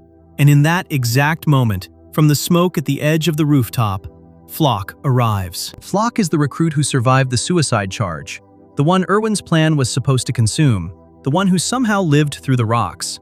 He is dragging something behind him. He is dragging Erwin. Erwin is not dead. Erwin is barely alive. He is unconscious, a hole through his middle, his face gray, his breath shallow. Flock heaves him onto the roof and looks at Levi and, in a voice full of bitterness, says the words that will echo through the rest of the series. Humanity needs a devil to lead it. Erwin is that devil. Levi has to bring him back. Armin can die. Erwin cannot. The syringe is still in Levi's hand. What the show does in the next minute is the most precise emotional sequence of the entire third season. Levi looks down at Erwin. He remembers his commander. He remembers the man who tricked him into believing in a cause when he had nothing left to believe in. He remembers Erwin's father. He remembers the basement. He remembers the dream. He remembers most of all the conversation against the wall a few hours ago where Erwin slumped down and confessed that everything he had ever done had been for himself, and Levi had told him he was allowed to let it go. Levi kneels down next to Erwin. He puts the syringe to his arm. He starts to push, and Erwin's hand twitches. It is a small thing. The audience could miss it. Erwin is unconscious. He cannot have known what is happening, but his arm jerks, just enough that the syringe is pushed away from his skin, just for a second. The show frames this as if his soul is asking the question for him, asking whether he wants to come back, asking whether he wants to live again, after he had finally been given permission to rest. Levi sees the twitch. The show holds on his face. The audience watches him understand in real time what the twitch is asking. Erwin does not want to come back. Erwin wants to be done. Erwin spent his entire life being a devil for the Survey Corps, and he was given one moment of release in his last hour, and asking him to do it again, to come back, to suffer through more decisions, to lead more children to their deaths, to play the role of the devil for a few more years, would be the cruelest thing Levi could do to him. Levi makes the choice. He stands up. He walks past Erwin without giving him the serum. Flock shouts at him. Flock tells him he is making a mistake, that he is choosing a child over the only commander humanity has. that Erwin is a hero and Armin is a kid who has done nothing. Levi does not answer him. He kneels down next to Armin and puts the syringe into his arm and pushes the plunger down. Erwin Smith dies on the roof of a building in Shiganshina, a few feet from the man who could have saved him. He dies at peace. What Levi has done in this moment is one of the most quietly difficult acts of love in the show. He has not chosen Armin because Armin is more useful. He has chosen Armin because Armin still has a dream he has not lived yet. The ocean, the world outside, the life of a boy who has wanted to be a scientist since he was small. He has chosen Erwin to rest because Erwin's dream was already in Levi's hands, and Levi could not give it back to him without unsaying the words that had finally let his friend let go. The episode does not stay long after this. The Survey Corps gathers what is left. They retreat. The sun is going down over Shiganshina. Mikasa carries Armin's small new body in a cart. Eren walks beside her in silence. Levi rides at the back, alone, with the empty syringe in his pocket and the basement still waiting on the other side of the wall. A basement Erwin Smith died never reaching. A basement that another man's children are about to walk into for him. Before we move on, if you're enjoying this analysis, please consider subscribing. It helps the channel tremendously. What is in that basement turns out to be the secret that the entire show has been built around. 3 rough notebooks, written by a hand the audience has not yet learned to recognize, telling a story so much older and stranger than anyone in the walls had ever imagined. And the man who wrote them spent his childhood in a city the show has not yet shown. A child watching his sister die in a way he will spend the rest of his life trying to forget. Section 7. That day. Grisha's origin. The episode that comes after the basement is opened is a kind of episode the show has never done before. The audience walks into it expecting the secrets the show has been promising for 50-odd episodes. The walls. The world. The truth that Eren's father hid from him. What the audience gets is a man's life story told from the inside, narrated in the soft, sad voice of someone who knows he is going to write down everything that happened to him and then leave the journal in a basement for his son to find someday. The episode is called That Day. The title is doing the same kind of work that the title of the very first episode of the show was doing. In the first episode, the audience watched the day the world ended for Eren. In this episode, the audience watches the day the world ended for Eren's father, decades earlier, in a place no one inside the walls has ever heard of. 2 boys lose everything on 2 separate mornings, and the show asks the viewer to understand that the boys are connected. The grief in the basement is the same grief that broke a wall 5 years ago. It just took a long time to arrive. The story opens on a city. The city is full of cars and tall buildings and electric lights. The audience has spent the entire show inside the walls, where the tallest things are watchtowers and the only vehicles are horses and small wooden carts. And now, suddenly, the screen is showing a place that looks like a real-world country in the early 20th century. The camera moves through wide streets full of people in long coats and hats. The buildings are made of stone. There are airships in the sky. Everything looks rich. Everything looks normal. Everything looks like a country somewhere out there that has electricity and trains and newspapers. The walls the audience has been living behind for the entire show are not the world. The walls are a small island in a much larger world that has never stopped existing. The country is called Marley, and inside one of its cities, in a small fenced-off section near the edge of town, lives a boy named Grisha and his little sister Faye. The fenced-off section has a name. It is called the Liberio Internment Zone. It is a place where people of one specific bloodline are made to live, separated from everyone else, fenced in, watched. The bloodline is called Eldian. Eldians look like everyone else. Eldians sound like everyone else. The only thing that marks an Eldian in public is a yellow armband, which the law requires them to wear at all times. The audience watches Grisha's mother stop her 2 children at the door before they go out and remind them, gently, to put their armbands on. Without the armband, an Eldian outside the zone is breaking the law. With the armband, an Eldian outside the zone is at least allowed to exist for a few minutes before being asked to come back. Faye is small. She is maybe 8 or 9 years old. She has short brown hair and a soft scarf and a coat that is too big for her. She follows her older brother everywhere. The show frames her, in this opening section, as a child whose entire idea of the world is built around her brother. When he is brave, she is brave. When he is calm, she is calm. When he leads her into something new, she trusts him without asking. On the morning the episode is built around, an airship flies low over the rooftops of Liberio. Faye sees it through the window. Her face goes wide. The audience sees, in this single small expression, the joy of a child looking at the most magical thing she has ever seen. Grisha, who is older and supposed to be wiser, recognizes the look on her face and gives in to it. They go outside. They follow the airship. They walk past the gate of the zone, just for a few minutes, just to get closer to where the airship is going to land. The walk through the city is one of the most uncomfortable sequences in the show. Grisha and Faye are not doing anything wrong. They are children. They are following something pretty in the sky. But every adult they pass on the street looks at them with a face that is not just unfriendly, it is hateful. Strangers shove them. Strangers spit at them. A man pushes Grisha out of the way with his shoulder and calls him devil blood under his breath, the way a person might curse at an animal. Faye looks up at her brother for an explanation. Grisha tells her quietly that they should be used to it by now. The show holds on his face as he says it. He has trained himself, by the age of 12 or 13, to absorb the hatred of strangers the way he might absorb a cold breeze. Faye has not yet learned the trick. They reach the riverbank. They see the airship landing in the distance. Faye is in awe. Grisha lets her have the moment. And while they are standing there, two officers from the Marley Public Security walk up behind them, see the armbands, and ask if they have permits to be outside the zone. They do not. The officer in charge, a heavy man with a calm face named Gross, tells Grisha they have a choice: labor or a beating. Grisha, trying to protect his sister, says he was the one who brought her and asks for the beating to be given to him alone. Gross calls his partner over to do it.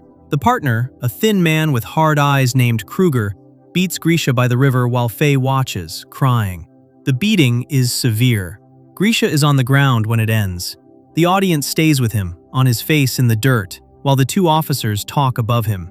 Then Gross tells his partner that he will personally walk Faye home. The audience watches him take Faye's hand. The audience watches Faye look back at her brother, frightened, as Gross leads her away. The next image of her is the next morning, in a different shot, on a different riverbank. Her body is in the water. The horror of that cut is in what the show does not show. The audience knows what happened. The audience does not see it. The episode lets the imagination fill in the silence between Gross taking her hand and her body washing up by the river the next day. And the silence is more devastating than any depiction would be. The two officers come to the Jaeger house to deliver the news. They tell Grisha's parents that they walked Faye safely back to the edge of the zone, that they were too busy to escort her all the way home, and that her death was the family's own fault for letting their children leave the zone without papers. They are calm about it. They are professional. They have come to a family's home to tell them their daughter is dead, and they are blaming the family. What Grisha's father does in this scene is the moment that breaks him in his son's eyes forever. The father does not yell. The father does not accuse. The father bows his head and apologizes to the officers, apologizes for his children, apologizes for the trouble they caused, promises to teach Grisha better in the future. The mother is sobbing in the corner. The father is thanking the men who killed his daughter for their patience. Grisha watches this and understands, for the first time in his life, what kind of country he is living in. The men who took Faye are not afraid of his family. His family is afraid of them. There is no court. There is no protest.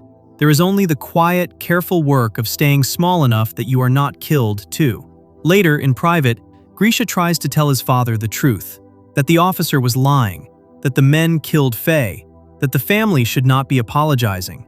His father shouts at him. His father insists the family must stay quiet. His father gives Grisha a long, painful history lesson about what their people, the Eldians, supposedly did centuries ago to the rest of the world. About a queen named Emir Fritz who made a deal with something dark. About an empire that committed crimes for 2,000 years. About the way the rest of the world finally rose up and confined the Eldians to internment zones as their punishment. The father tells Grisha that they are paying for what their ancestors did. Grisha says, with a small, broken voice, that he and Faye never did any of that.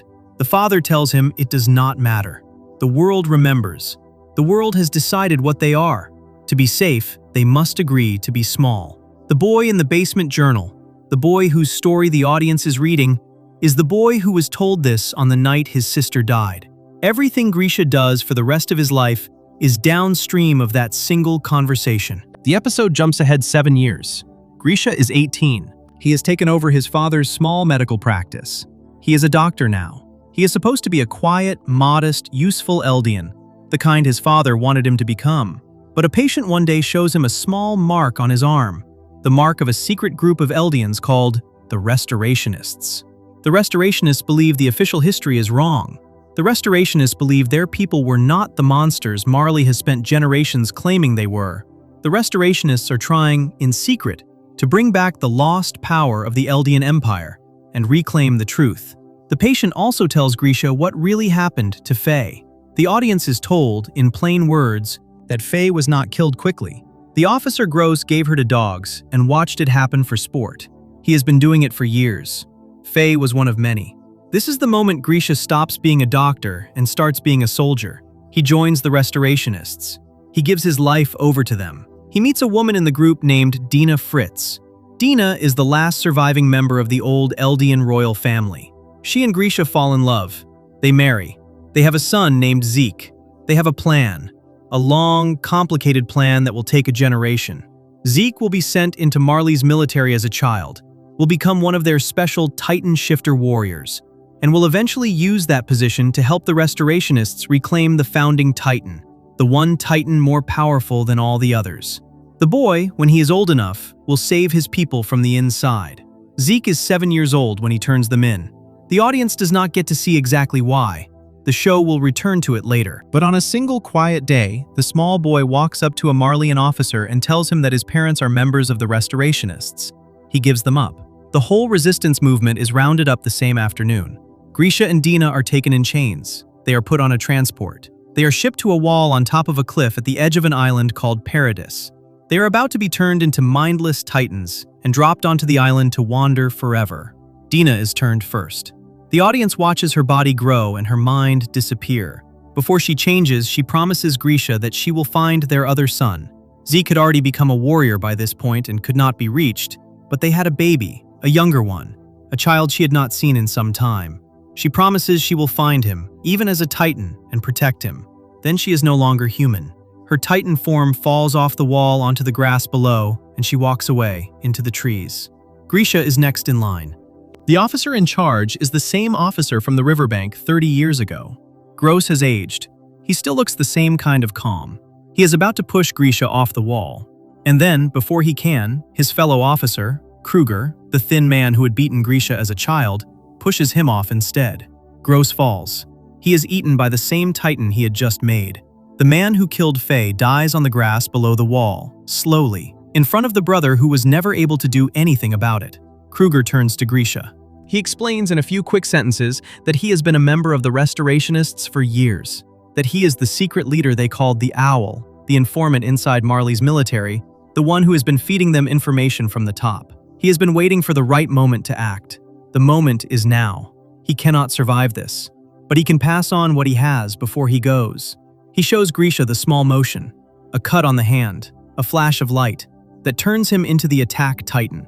He destroys the rest of the Marleyan officers on the wall, and before his own time runs out, he gives the power of the attack Titan to Grisha by letting himself be eaten. Grisha inherits the body.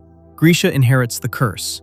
Grisha climbs down from the wall into Paradis with a new mission and a new shape and a head full of memories that are not entirely his own.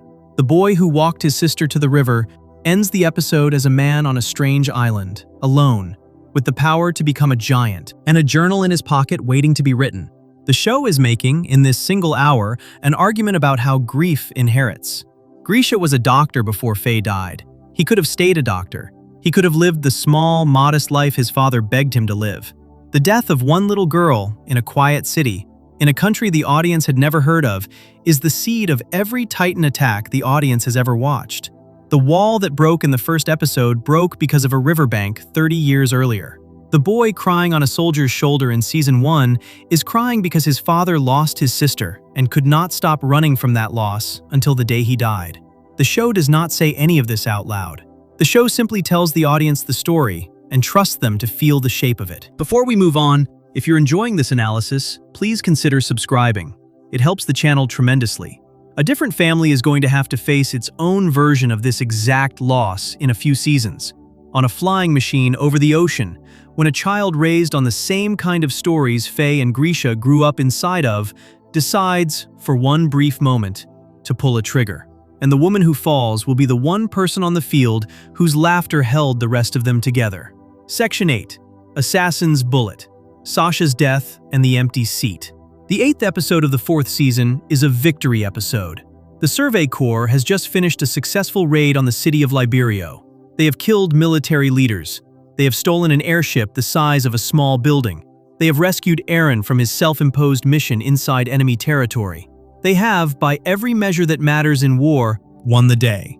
The episode opens with the airship lifting off the ground and the soldiers on it cheering. Connie wraps an arm around Sasha's shoulder and pulls Jean into the same hug. He tells them they are special to him. He tells them he is glad they all made it.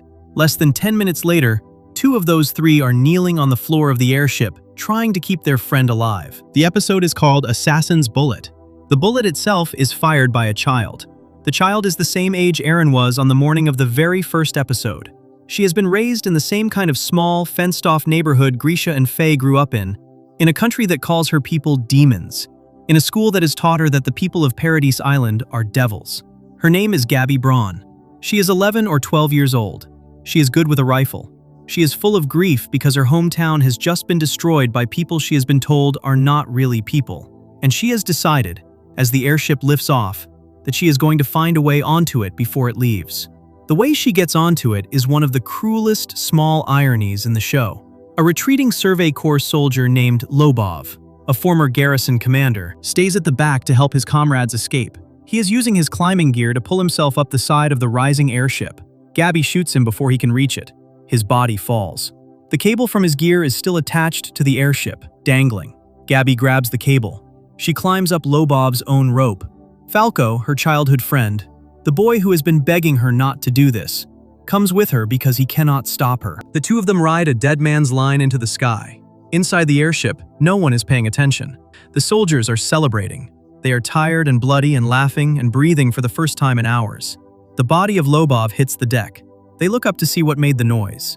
And in the same second, Gabby rolls into the cabin with the rifle already raised, and she fires. The bullet hits Sasha in the chest. She falls backward. The cheering stops in a single beat. Jean and Connie reach her in seconds. Her body is on the floor. The blood is spreading. Gabby tries to fire again, but Falco, terrified, still half a child himself, tackles her, and the second shot goes wide. Jean fires back, but his shot also misses. The 2 children are pinned to the floor by the soldiers around them. The fight is over almost as fast as it started. Sasha is breathing. Sasha is conscious, a little. Her eyes are open. Connie is over her, his hands on her face, asking her to stay with him. The other soldiers are pulling Gabby and Falco away. Sasha is trying to speak. Her mouth is moving. The audience watches Connie lean closer, trying to catch what she is saying. Her voice is small. She is delirious from the wound. Her last word is meat. That is the word the show ends her on. Meat. The food she chased through every season of the show. The thing she stole from soldiers' supplies in training. The thing that got her in trouble at the dinner table. The thing she hunted in the forest with her father as a child. The thing she shared with the others when there was not enough to go around. Meat. The audience has spent 4 seasons listening to Sasha be made fun of for that single word. The show, at the end of her life, gives it back to her as her final word, and asks the audience to find it heartbreaking instead of funny. What the show does in the next few minutes is precise and difficult to watch. It cuts to a different room, where Aaron is sitting with Hanji and Levi and a few others. The news of the battle is being discussed. Hanji is angry with Aaron.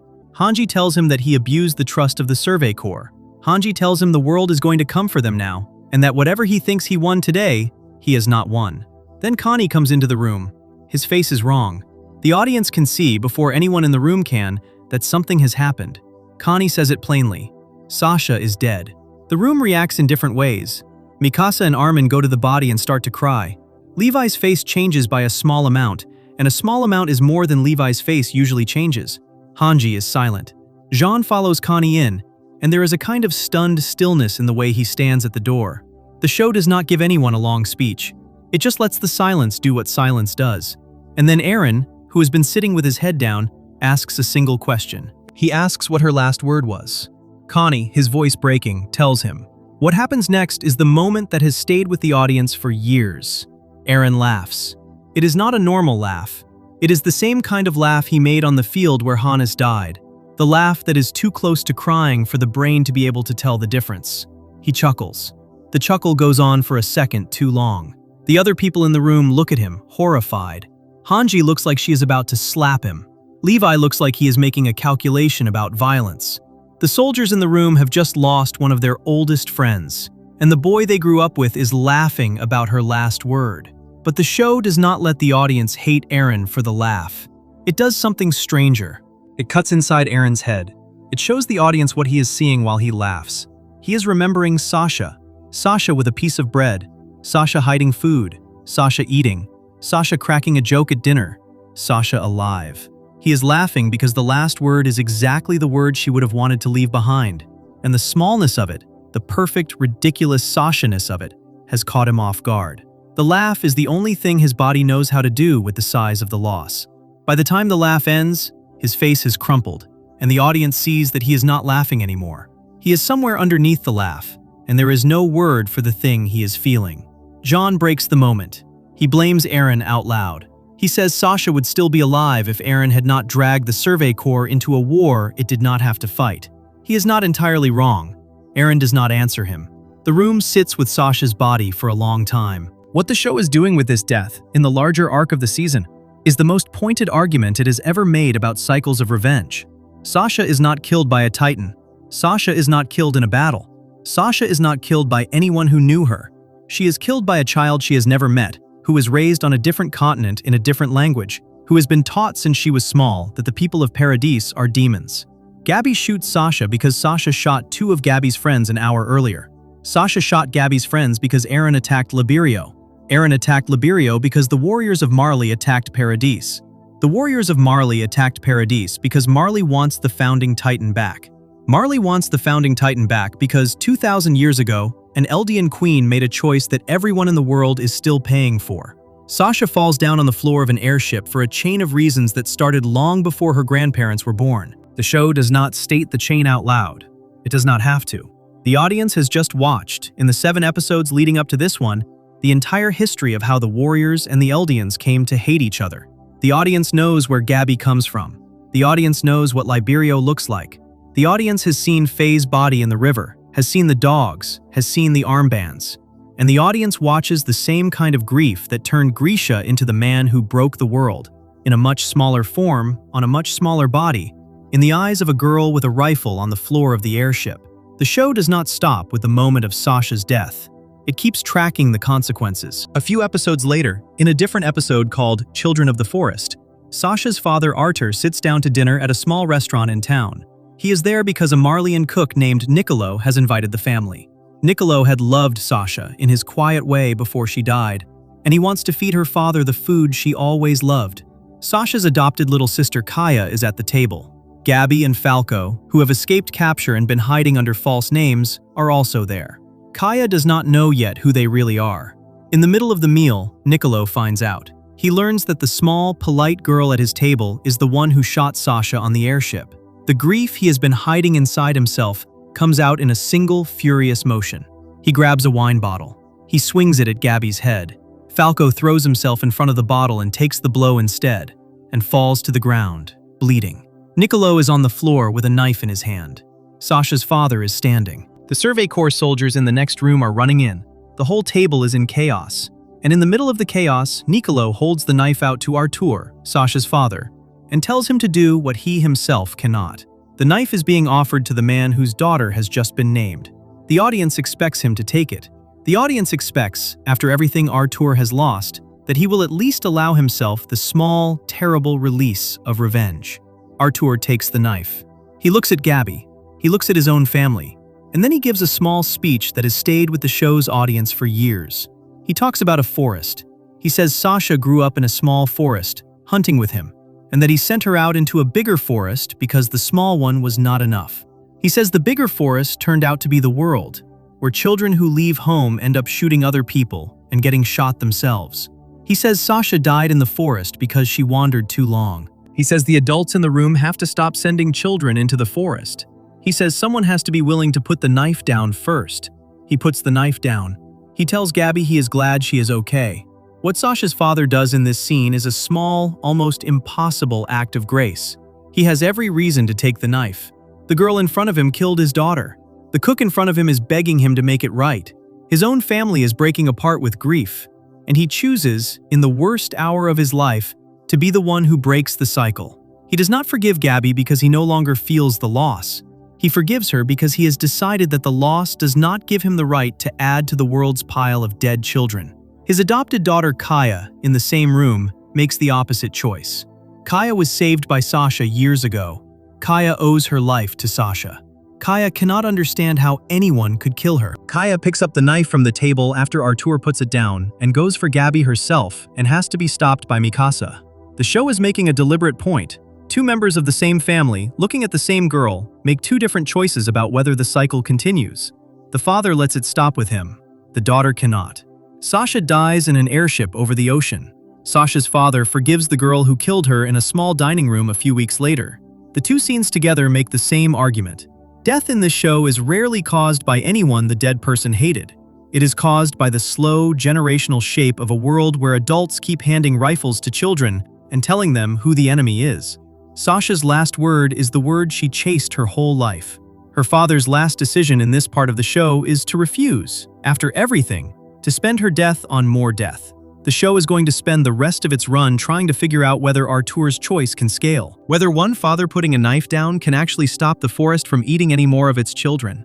The answer is going to be, in the show's own quiet way, both yes and no. Before we move on, if you're enjoying this analysis, please consider subscribing. It helps the channel tremendously.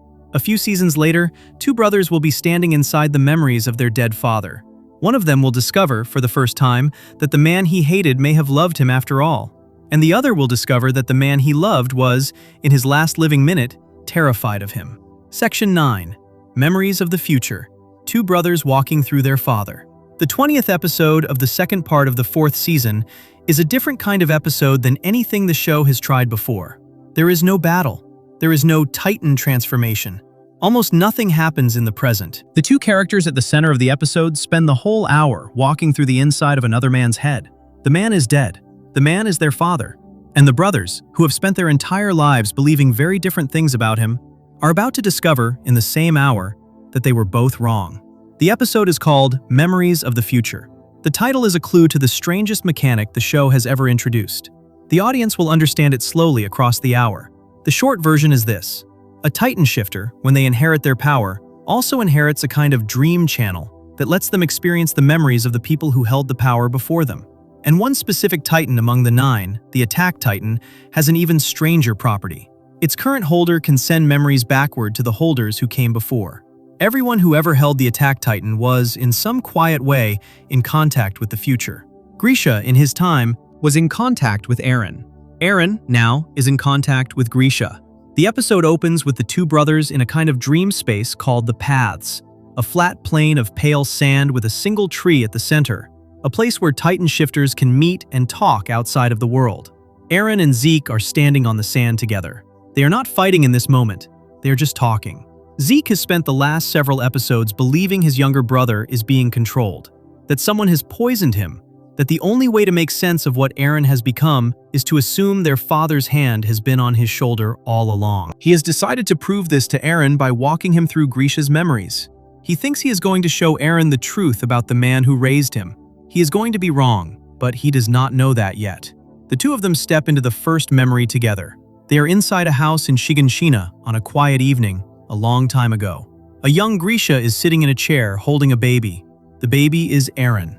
He is very small, maybe a few weeks old. He is crying. Grisha is holding him close and rocking him with the kind of tired, patient softness a man uses on a small child he loves more than he knows how to say. Zeke looks at the scene and feels something move under his skin that he has never let himself feel. The audience can see it on his face. The Grisha in this memory is not the man Zeke remembers. Zeke remembers a hard man, a cold man, a man who put his children to use, a man who, at 7 years old, took Zeke aside and asked him to lie for the cause, to memorize speeches, to be ready to give his life for a country he had never even seen. Zeke is looking at the man who held him to that standard, holding a baby, and the man is laughing softly at the baby's small noises. Zeke says, with a flat voice, that their father looks happy. He says it like a question. He says it like an accusation. Aaron, standing next to him, is silent. The brothers walk on. They watch Grisha grow older in fast forwards. They watch him build his medical practice in Shiganshina. They watch him slowly, secretly, gather information about the royal family that holds the founding titan, the goal he came to this island to pursue. The mission Kruger gave him on the wall when he was 20 years old.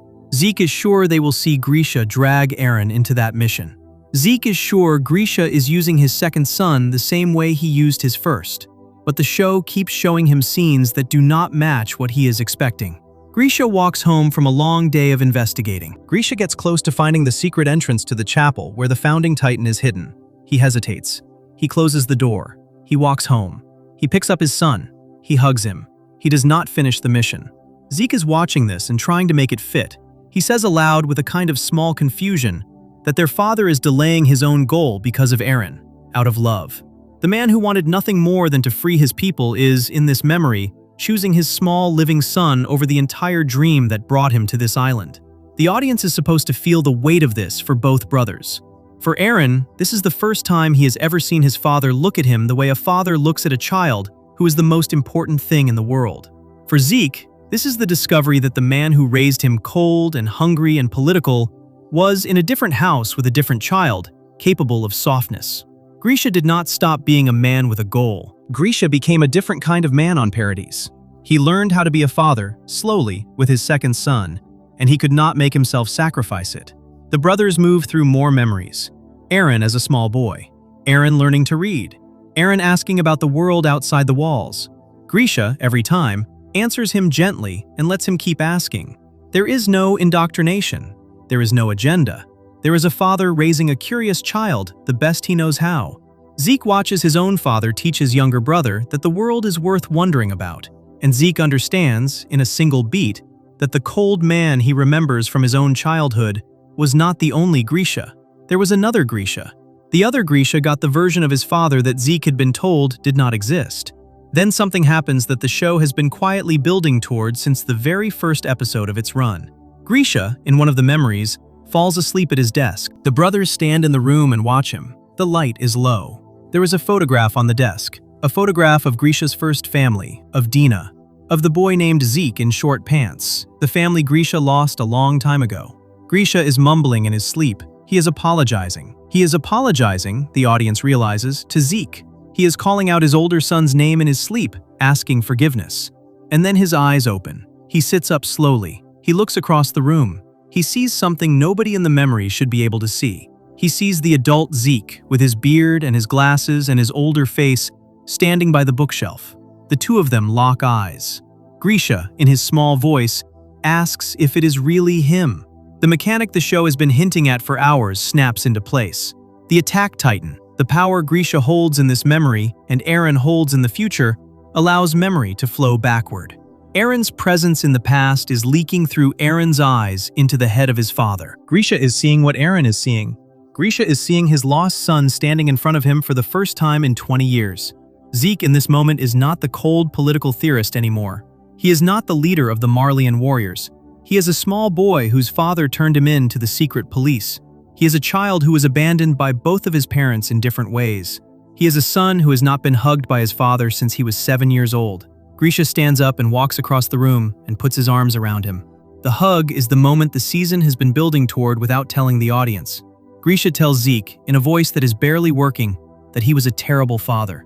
He tells him that he should have been kinder. He tells him plainly that he loved him and that he is sorry. Zeke's face is the face of a man who has wanted this exact moment for 30 years without letting himself know he wanted it. He tries to speak. The words do not come. He just stays inside the hug. The audience watches this and is allowed for a few seconds to believe the show is going to end on the brothers reconciled, on the father redeeming himself, on a quiet moment of grace in the middle of a war. It does not. The last section of the episode is the cruelest reversal the show has ever attempted. Aaron, the silent observer, has been doing something while Zeke was lost in the hug. Aaron has been using the same channel that let Grisha see Zeke to push his own memories backward into his father's head. He has been showing Grisha visions of the future. Visions of the night Wal Maria fell. Visions of the people who would die if Grisha did not fulfill his mission. Visions, very carefully chosen, of all the dead the family had already lost. Faye in the river, Dina turned into a titan, Kruger at the edge of the wall, the children of the restoration movement all gone. Eren has been quietly making sure that his father, in the past, makes the choice that leads to the present. And when the time finally comes, on a stormy night in the underground chapel beneath Shiganshina, when Grisha confronts a teenage girl named Frida Rice, who holds the founding titan and has the power to save everyone, Grisha hesitates. The girl is a child. The other Rice children are children. Grisha cannot bring himself to kill them. He stands with his blade raised and lowers it. The mission ends here. And in that moment, Eren walks into his father's memory and tells him to do it. The show does not let the audience look away. Eren reminds Grisha of Faye. Eren reminds him of Dina. Eren reminds him of Kruger and the Restorationists and everyone Grisha has ever loved who has died on the road to this exact night. Eren tells him in a cold voice to remember why he came. He tells him this is the moment everything has been building toward. He tells him to keep moving forward. He tells him these children's lives are the price of everything that came before. Grisha looks at his future son. He raises the blade. He kills the Rice family. The founding titan passes into him, and from him, eventually, into Eren. Zeke sees this. Zeke is still in the room, still in the hug, and Zeke has just realized that the brother he believed was being controlled was the one doing the controlling. Eren has been pushing his father's hand from the future for the entire show. The man Grisha used to be did not want to do any of this. The man he became, the man who killed the chapel children, the man who broke a world to give his son a power he should never have been given, that man was made by his own son's whisper in his ear from the future. The connection breaks. Eren and Zeke are back on the sand of the paths. Eren is calm. Zeke is shaking. The show holds on Zeke's face for a long, terrible moment as he understands what he has just helped his brother do. He came here to save Eren. He showed Eren the door. Eren walked through it and did not come back the same. But the part of the episode that has stayed with the audience the longest is the part that comes a few minutes later. The show cuts to a small new piece of footage that recontextualizes a scene from the very first episode of the entire series. The audience watches Grisha, in the doorway of his house in Shiganshina, leaving for a work trip. Eren, 10 years old, is standing in the front yard. Grisha shows him a small key, the key to the basement, and tells his son that when he comes back, they will go down there together and the truth will be revealed to him. He pats the boy's head. He turns to leave. And the show, in this version of the scene, lets the audience see what Grisha is actually seeing. He is looking at Eren as a 10-year-old boy. But behind the boy, and through the boy, he is also seeing the adult Eren. The adult Eren is staring at him. The adult Eren's face is hard. The adult Eren has just made his father kill a family of children in a chapel. The look on the adult Eren's face is not love. It is not gratitude. It is something colder, like the look a person gives an animal that has done its job. Grisha sees both faces at once. The boy in his front yard who he loves, and the man in the future who is going to use what he has just done to do something even worse. He keeps the smile on his face for the small boy. He says goodbye. He pats his son's head one last time. Inside, the audience now knows. He is terrified. His last living minute, the show tells the audience, was spent looking at a son he could not save, and a son he could not stop, and finding out that they were the same person. Before the connection in the paths fully breaks, Grisha turns to Zeke one last time. He has stopped apologizing. He has stopped reaching for him. He looks at the older brother, the one he has just held for the first time in 20 years, and he asks him a single thing. He asks Zeke to stop Eren. That is the line the episode ends on. A father, on the night before the world ends, asking the son he failed to save, the son he could not protect from himself. Zeke nods, in the dream space, quietly. The audience does not know yet what he is going to do with the request. But the line is the show's clearest argument that Grisha, at the end of his life, was not a man with a plan anymore. He was just a father who had finally seen what his son was about to do, and could not bear it. The brothers come back to themselves on the field. The connection breaks. Zeke is a different man than he was an hour ago. Eren is exactly the same. The show is going to spend its final episodes asking what is left after a moment like this. After the truth of every father in the show has been laid bare. After two brothers have walked through the inside of a dead man and come out with two different reasons to grieve. After the boy in the front yard with the basement key has finally been allowed to grow up into the man he was always going to become. Before we move on, if you're enjoying this analysis, please consider subscribing. It helps the channel tremendously. A scientist with messy hair and a small smile is going to step alone in front of an army of giants in the show's final hour, and is going to do something quiet and brave, and is going to die with a question on her lips that her oldest friend will never get to answer out loud. Section 10. The Final Chapters. Special 1. Hanji's Goodbye. The first of the special-length episodes that ends the show is the place a lot of the audience cried hardest. Not because the episode is the most dramatic of the show, not because it has the biggest fight or the biggest reveal. The episode is heavy because it is the one where the show finally lets its last warm character go. After everything that has been lost across the seasons, the mother, the captain, the commander, the boy who burned, the girl who said meet, the show has, by the time this episode begins, still kept one source of light alive on the field. That light is a tall, scruffy-haired scientist with cracked glasses and a quiet smile. The first special is the episode where Hanji Zoe is taken away too. Some setup. The rumbling has begun. Eren, in his founding Titan form, has summoned the Wall Titans. Tens of thousands of giants taller than any building, walking together in a slow line, and sent them across the ocean to grind the rest of the world to dust. The friends who have decided to stop him are a small group: Mikasa, Armin, Levi, Jean, Connie. A few former enemies who have switched sides, including Reiner and Peak, and a woman named Annie who has finally come out of hiding. They have a plan that depends on getting an old aircraft into the sky and chasing the rumbling across the sea. The aircraft is being repaired in a hangar on the coast. The Wall Titans are coming up the road behind them. The hangar's fuel line has just been damaged by a last bullet from a dying enemy, and the engineers need an hour they do not have to refill it. Hanji has been the show's commander since Erwin died. They have led the scouts through every quiet decision that has kept the group alive across the last season and a half. They have lost more soldiers than anyone in the show except maybe Levi himself. They have been carrying the weight of being the last laughing voice in a room full of grieving people, and the audience can see, by the time this episode opens, that the weight has gotten heavy. Hanji is the one who decides to stay behind. The way they decide is small and almost offhanded. The group is arguing about who should slow the Wall Titans down. Reiner volunteers. Armin volunteers. The two of them are still strong enough to transform into their Titan forms and try to hold the line. Hanji interrupts the argument and points out something obvious. Reiner and Armin are going to be needed at the final fight, the one against Eren. Their Titan forms cannot be wasted here. Whoever stays behind to slow down the Wall Titans is going to die. It cannot be either of them. It has to be Hanji. They say it without raising their voice. They are not making a speech. They are doing simple math out loud in front of their friends. The other characters look at them the way characters in this show always look at each other when they realize what someone has just decided. Armin starts to argue. Hanji stops him.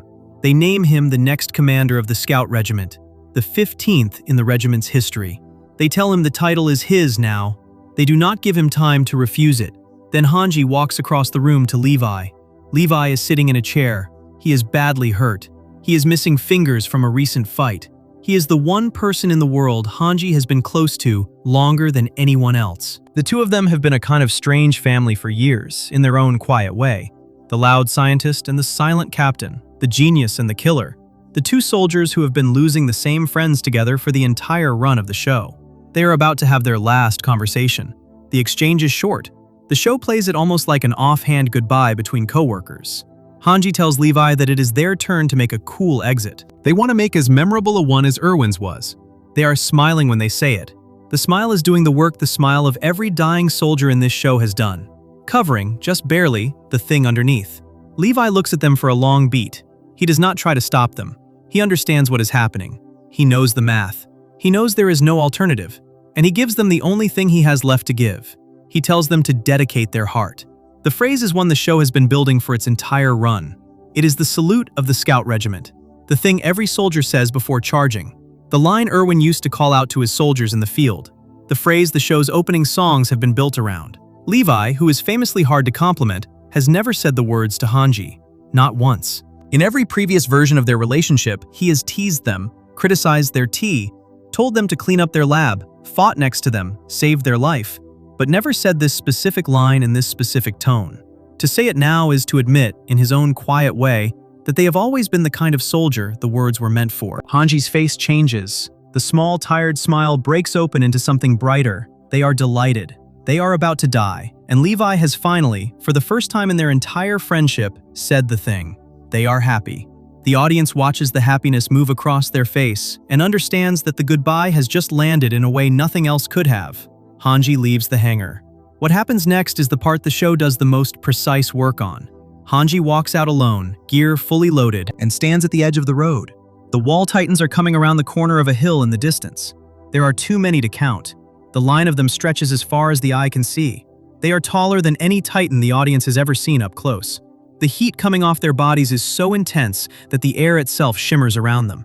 To get close enough to a wall titan to cut its weak spot is to step into the kind of heat that burns skin and lungs almost instantly. The audience knows this. Hanji knows this. Hanji stands at the edge of the road and looks at the wall titans walking toward them. And the show does something quiet and unexpected. Hanji smiles. The smile is not a warrior's smile. It is not a brave smile. It is the smile of a scientist seeing the most interesting thing they have ever been allowed to look at. Hanji has spent their entire life studying titans. Hanji has spent years cutting off titan body parts and weighing them on small scales, and feeding their findings to the rest of the army. Hanji has named individual titans they captured, and cried when those titans were killed. The wall titans, walking toward them now, are the largest and most magnificent titans the world has ever produced. And Hanji, in the last minute of their life, is allowed to see them up close. The show holds on Hanji's face. They are not afraid. They are charmed. They are looking at the most beautiful thing they have ever been near, and they are about to fly into it. Then they fire their gear and launch into the air.